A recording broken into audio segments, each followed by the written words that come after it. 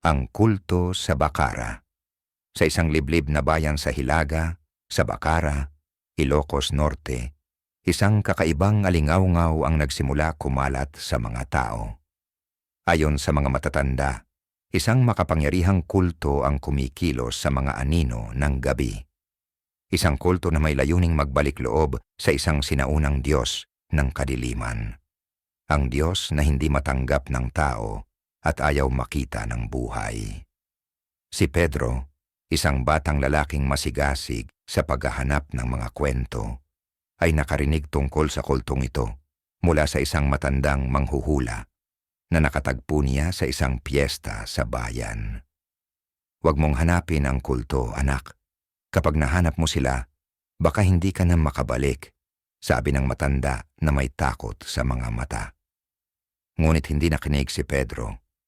Intrigado siya at sa gabi ng isang madilim na buwan, nagsimula siyang maglakbay patungo sa Bacara. Habang papalapit siya sa bayan, naramdaman niyang parang may mga mata na sumusubaybay sa kanya mula sa dilim. Walang makitang tao sa kalsada. Tanging ang malamlam na liwanag ng mga poste ng kuryente at ang malamig na hangin ang nagsisilbing gabay.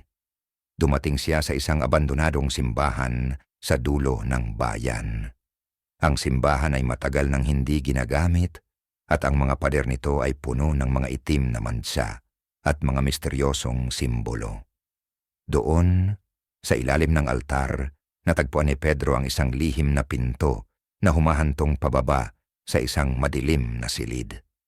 Habang binabaybay niya ang madilim na pasilyo, narinig niya ang mga mahihinang boses na parang nagdadasal. Isang malamig na pakiramdam ang sumapo sa kanya, at napansin niyang may mga nilalang na nakatago sa dilim. Ang kanilang mga mata ay kumikislap sa dilim. Ang mga nilalang na ito ay may katawan ng tao, ngunit may mga itim na buhok at mga mata na parang walang buhay, puno ng puot at kalungkutan. Bago pa siya makagalaw, isang malamig na tinig ang sumambit sa kanyang tenga. Isang sakripisyo ang hinihingi. Ang iyong kaluluwa ay magiging bahagi ng aming Diyos. Sa isang iglap nakita niyang gumalaw ang mga nilalang patungo sa kanya.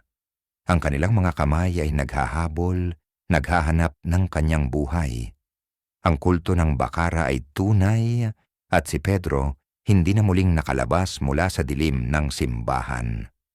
Ang kanyang kaluluwa ay naging bahagi na ng mga hindi mabilang na kaluluwang nahulog sa mga kamay ng kulto, na ngayon ay naglalakbay na sa madilim na gabi ng Bacara.